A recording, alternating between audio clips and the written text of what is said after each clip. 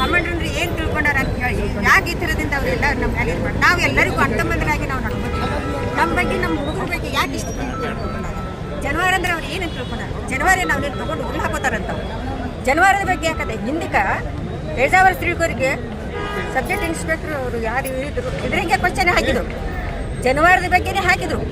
2ರಿಂದ 4 ತನಕ ಹಾಕಿದ್ರು. 4ಕ್ಕೆ ನಾವು ಸ್ನಾನ ಮಾಡಬೇಕು ಜನವರಿಲಿ ಹಾಕಿದ್ರು. ಆದರೆ ಅವ್ರು ಹೇಳಿದ್ರು ನಾನು ಸ್ನಾನ ಮಾಡಬೇಕು, ನಾನು ಪೂಜೆಗೆ ಹೋಗ್ತೀನಿ ಅಂತ ಹೇಳಿ ಅವರು ಎದ್ದು ಹೋಗ್ಬಿಟ್ರು. ಹೌದಾ? ಅಂದಿನಿಂದ ಇಂದಿವರೆಗೆ ಬ್ರಾಹ್ಮಣಿಗೆ ಯಾಕೆ ಇದು ಮಾಡಿ ಮಾತಾಡ್ಲಿಕ್ತಾರೆ ಇವರು?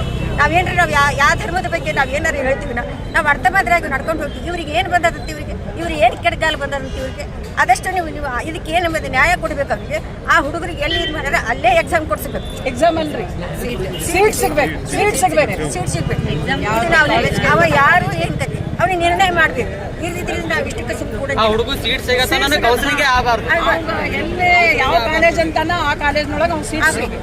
ನಾವು ಇದು ಇನ್ನು ಮುಂದುವರಿಸ್ತೀವಿ ಹೊರತಾಗಿ ಇಷ್ಟಕ್ಕೆ ನಾವು ಬಿಡಂಗಿಲ್ಲ. ಆ ಕಾರಣಕ್ಕೆ ಯಾರು ಅಧಿಕಾರಿಗಳು ಅರಲ್ರಿ ಅವ್ರಿಗೆ ಸಸ್ಪೆಂಡ್ ಅಲ್ಲ ಡಿಸ್ಮಿಸ್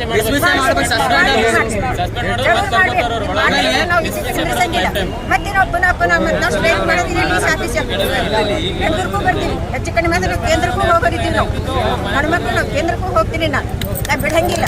ಕೇಂದ್ರಕ್ಕೂ ಮೋದಿ ಅವ್ರ ಬೆಲೆ ಹೋಗಿ ನಾನು ನಿಂತ ಏನು ಮಾತಾಡಬೇಕು ಬ್ರಾಹ್ಮಣಿಕೆ ಬಗ್ಗೆ ನಾವು ಮಾತಾಡ್ತೀವಿ. ನಮ್ಮ ಇನ್ನಿಲ್ಲಿಂದ ಹುಡುಗ ಜನವಾರ ಹಿಡ್ಕೊಂಡು ಸರ್ ಜನವಾರ ಕತ್ತರಿಸ್ಯಾರಿ ಬೀದರ್ದೇನ ಹುಡುಗ ಸರ್ ಜನವಾರ ಕತ್ತರಿಸ್ಯಾರಿ ಏನ್ರಿ ಇದು ಧರ್ಮದ ಬಗ್ಗೆ ಅದನ್ನ ನಮ್ಮ ಧರ್ಮದ ಬಗ್ಗೆ ನಾ ಎಲ್ಲ ಎಷ್ಟು ತ್ರಾಸ ಮಾಡಿ ಇವತ್ತು ಹೇಳಿದೆ ನಾ ಬರ್ತೀನಿ ನಾ ಸ್ಟ್ರೈಕಿಗೆ ನಾ ಎಲ್ಲಿ ಹೋಗಂಗಿಲ್ಲ ಆದ್ರೆ ನಾ ಬರ್ತೀನಿ ಅಂತ ಹೇಳಿ ನಾ ಬಂದಿ ನಾನು ಇದಕ್ಕೆ ಏನು ನಿರ್ಣಯ ಮಾಡಿ. ಜೈ ಶ್ರೀರಾಮ್.